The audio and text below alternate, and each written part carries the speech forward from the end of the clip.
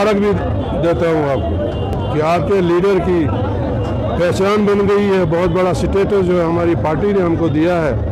ये पूरे किश्तवाड़ को, चुनाव खिते को, जम्मू रीजन को ये जो है मुबारकबाद।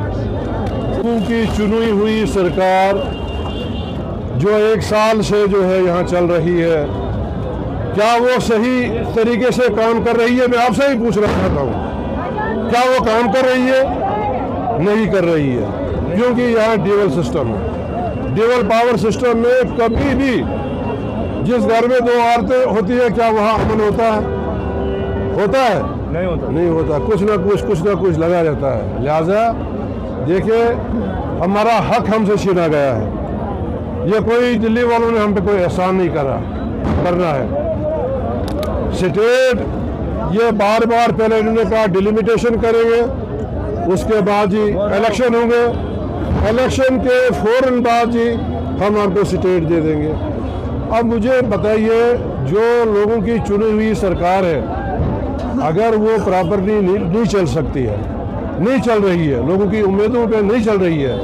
एक तरफ से तो हमारा इतना बड़ा मैनिफेस्टो है, लोगों ने तो हमसे जवाब मांगना है ना, मगर आम लोगों को क्या पता है कि भाई यहाँ दिल्ली से क्या फंडिंग पैटर्न है, कैसे क्या हो रहा है। लिहाजा और कोई चारा भी नहीं है।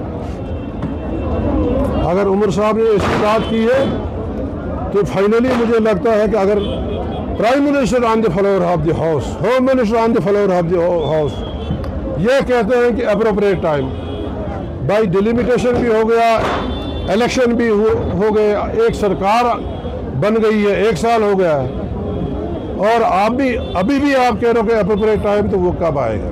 किश्तवाड़ की ये खुशकिस्मती है, आज से 50 साल पहले लेट मेथा ओम जी जो है वो यहाँ से राज्यसभा के लिए गए थे, तब शायद हमारा जन्म भी नहीं हुआ होगा, हमने तो नाम ही सुना है। तो लिहाजा सबसे बड़ी खुशकिस्मती ये है कि जो नेशनल कॉन्फ्रेंस की लीडरशिप ने इस पसमानदा इलाका को याद रखा और मुझ जैसे एक आम सिपाही को जो है राज्यसभा के लिए मुंतखब किया, ये हमारे लिए, किश्तवाड़ के आवाम के लिए एक बहुत बड़ा एजाज़ और फ़ख्र की बात गया है।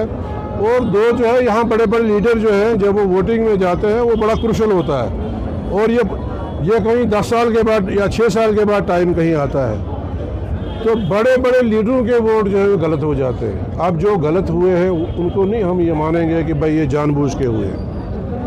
गलती किसी से भी, हमारे एक स्पीकर साहब थे, मैं नाम नहीं बताना चाहता हूँ, वो भी जल्दी में उन्होंने भी गलत वोट डाला था। लिहाजा अगर 53 वोट हमारे हैं, अगर 53 वोट 53 वोट हमारे हैं, हमको 57 वोट आए हैं, वो कहाँ से आए? वो तो अपोजिशन ने भी वोट डाला है, पीडीपी ने वोट डाला है, एआईपी ने वोट डाला है, इंडिपेंडेंट्स ने वोट डाला है, तभी तो इतने वोट आए। तो लिहाजा ये जो है आपको सब पता है, खासकर प्रेस को, कि ये नैरेटिव जो है ये कौन सेटअप करता है, कभी प्यारेलाल का नाम, कभी महराज साहब का नाम, कभी किसी और का नाम। ये देखिए नताइज आ गए हैं, 3 सीटें हमने जीती हैं। ये शुक्र करो कि एब्सोल्यूट मेजॉरिटी थी, वरना आज के नताइज जो है बिल्कुल मुख्तलिफ होते। अब बीजेपी ने चलो 5-10 होते ना, तो वो ऐसे ही उनको किसी को दबाव में किसी को कुछ करके ख़त्म कर देते।